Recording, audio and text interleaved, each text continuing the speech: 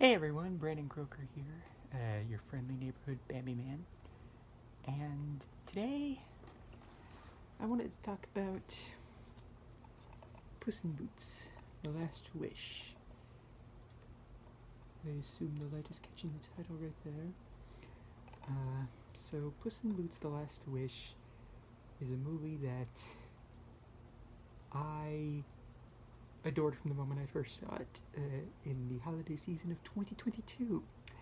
Uh, in fact, it's actually gone to become my second favorite movie of all time, right after Back to the Future.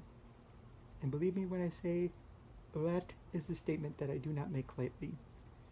Like, this movie right here managed to surpass Zootopia, Lion King, Fantastic Mr. Fox, and all three Guardians of the Galaxy movies in terms of my favorite movies of all time. Believe me when I say that is the highest compliment I can give this movie. And to be honest, I've had an inkling to make a video about this movie for, well, since I saw it back in 2022. But after seeing so many other countless amazing content creators make videos about it, I legitimately did not know what I could add to the conversation in terms of why this movie is so amazing. I mean, I can pretty much just parrot the other reviews of it. I mean, the animation is beyond stellar. The story is engaging as heck. The characters are all likable, and some of them are likable, and how unlikable they are. Like, of course, our good friend Jack Horner. What took you so long, idiot? that guy. I love John Mulaney. The music is stellar. The humor is just beyond hilarious. It's got a ton of great emotion to it as well. I mean, really, I'm not sure what else I could add to it that hasn't already been said. However, I guess if I were to kind of add something to the conversation in terms of talking about why this movie is so good, I guess, well, I guess I could say that one of the main reasons why I love it so dearly is because I love how it manages to represent the idea of the fear of losing one's life and facing death itself.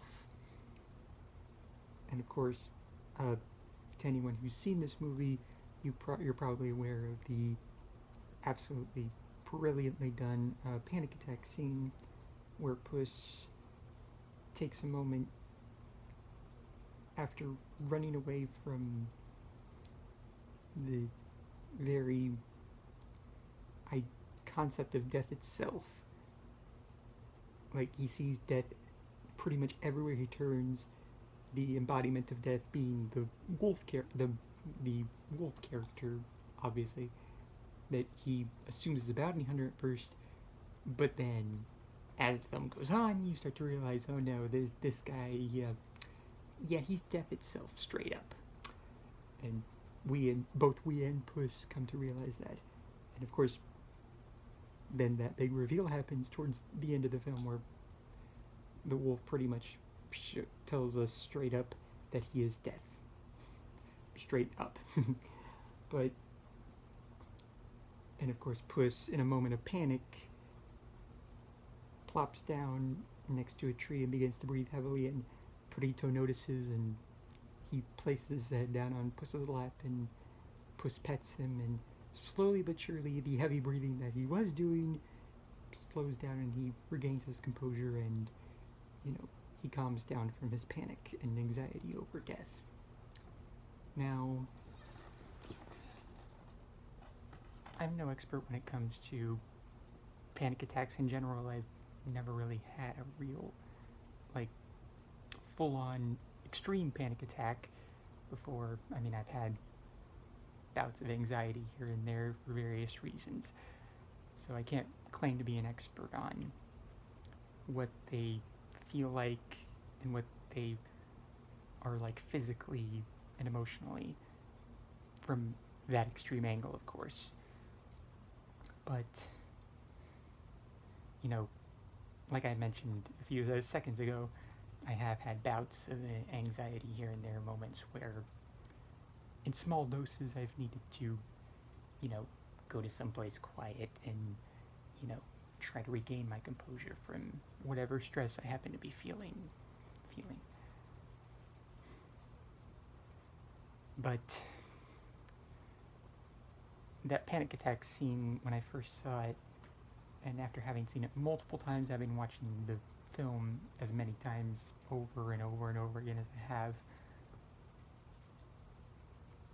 I come to find that that was the moment when the film went from being just a pretty good film into being a great one, because I love how not only it represents the idea of anxiety over one's mortality, which is, I mean, when you get right down to it, is the central crux of the film, Puss coming to terms with his own mortality and choosing to live his life knowing death is around the corner, but that he's just going to live his life to the fullest, regardless of the fact that his life will come to an end someday. But I love how this movie represents and informs, possibly to the younger viewers watching it especially, the idea of coming to terms with death itself, and, you know, knowing that, you know, life is a finite thing. And, you know, that's not the easiest of topics to discuss, or, you know, to represent, or really anything. Like, death is just like it's like the Voldemort. It's like one of the Voldemorts of, you know, topics. You know, no one really wants to, you know, bring it up in casual conversation. But the big reason why I adore this movie is how it teaches that life, while being a finite thing, can be wonderful. Having one life to live can lead to many great things happening. And you can go on to lead an amazing, amazing life.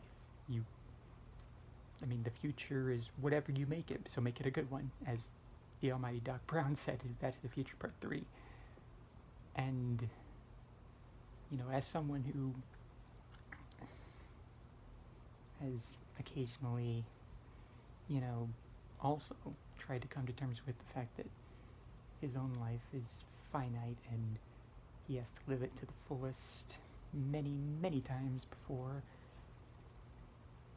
I think it's so important to have movies like this in the world that, in a very subtle way, showcase that, yes, death is a very scary thing, and it's inevitable. It's going to happen to all of us, though hopefully not, you know, hopefully it comes later rather than sooner at the end of the day. But I feel like we need more movies like this in the world to showcase, again, especially to younger viewers, that, you know, you should never stop fighting for your own life, because it can be wonderful.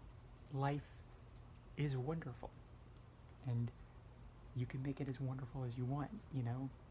You know, you shouldn't really fear death itself. Just go on and lead the best life you can while you still can. And to have films like this to show that, you know, even if you do have fear and anxiety over the finality of, you know, your own life, you can, you know, it's okay to be fearful of, you know, dying. But what's important is that you come to realize that life is a precious thing, and you should never stop fighting for it. At the end of the day, fearless heroes are going to come and go. It's inevitable, like any other legend. But films like Puss in Boots: The Last Wish, these are the kind of important films that will live on, with great messages to teach generations upon generations for years to come, while also being incredibly entertaining in their own right.